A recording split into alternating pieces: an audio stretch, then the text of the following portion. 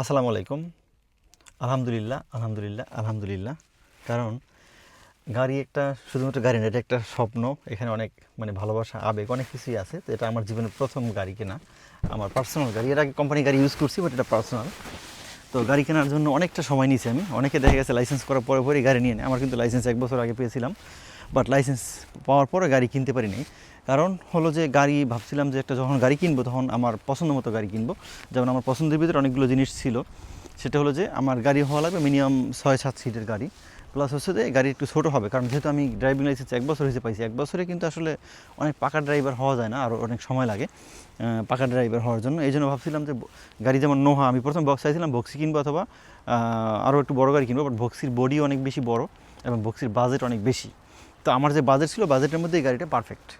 এই গাড়িটা কত টাকা কিনছি, যেমন এটাতে কিন্তু গাড়ি দেখতে মনে হয় না যে এই গাড়িটার ভিতরে টোটাল 7 জন মানুষ বসা যাবে, মনে হয় ছোটো আসলে, বাট এখানে 7 জন মানুষ বসা যাবে। তো এই গাড়িটা আমি কেন পছন্দ করলাম আপনাদেরকে একটু দেখাই আমি, যে আমি এই গাড়িটাই কেন পছন্দ করলাম। তো বিশেষ করে এই গাড়িটার সামনের যে জায়গাটা আমার খুব পছন্দ, মানে এখানের যে ডেকোরেশনটা এটা খুব পছন্দ।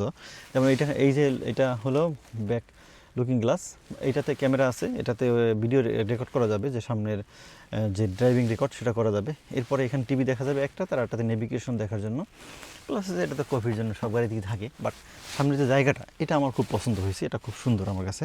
প্লাস হচ্ছে সিটগুলো, যেহেতু আমরা লং ট্যুরে যখন যাব তখন এই সিটগুলো লেদার সিট হওয়াতে এটা তো একটা আলাদা একটা কমফোর্ট আছে। তো যেটা আমার টার্গেট ছিল যে টাইপের, তো আলহামদুলিল্লাহ ওই দিক থেকে আমার কাছে জন্য 100% এটা।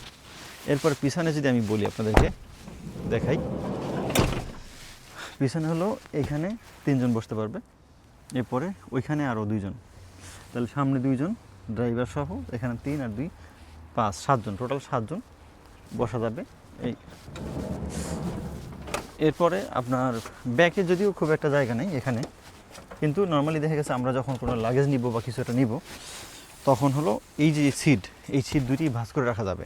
চাইলে একজন লোক বসলে আর একটা সিট ভাঁজ করে এখানে লাগেজ রাখা যাবে, বা দুইটা সিট দুই দিকে উঠিয়ে দিলে এখানে লাগেজ রাখা যাবে। তো মোটামুটি অনেকগুলো লাগেজ রাখা যাবে, যেহেতু জায়গা অনেক বেশি, এটার জায়গাটাও অনেক বেশি। তো ব্যাগটাও ওই দিক থেকে সমস্যা নাই। এরপরে আমাদের যে এই পাশের যে গেটটা, এই পাশের যে গেটটা, এটা আবার অটো। এটা আমি যদি এই যে চাবি আছে, এই চাবিতে আমি যদি অটো দিলে গেটটা আমি বসে সিটে, আমি ড্রাইভিং সিটে বসে এই গেটটা অটোমেটিক আমি খুলতে পারবো, ওপেন করতে পারবো, আবার খুলতে পারবো, বন্ধ করতে পারবো। এটা পুরোপুরি বন্ধ করা যাবে এদিক থেকেও, তো সমস্যা নেই। যাই হোক, সব কিছু মিলিয়ে স্বপ্ন বাস্তবায়ন হওয়া, বাস্তবে যখন হয় তখন অনেক বেশি ভালো লাগে। তো আমার নিজের থেকেও সবচেয়ে বড় বিষয় হলো আমার বাচ্চারা, প্লাস হচ্ছিল আমার ওয়াইফ, তারও খুব পছন্দ, সবার মিলিয়ে একটা পছন্দ। আমার পছন্দের ভিতরে ছিল মূলত সাদা অথবা কালো অথবা ব্লু কালার। তো ব্লু কালারটা যখন পাইলাম তখন আমি আর 1 সেকেন্ডও চিন্তা করিনি, আমি গাড়ি নিয়ে নিলাম। তো যাই হোক, পরিশেষে বলবো দোয়া করবেন। আর অনেকে আমাকে জিজ্ঞেস করছেন তো ভাই দাম কত।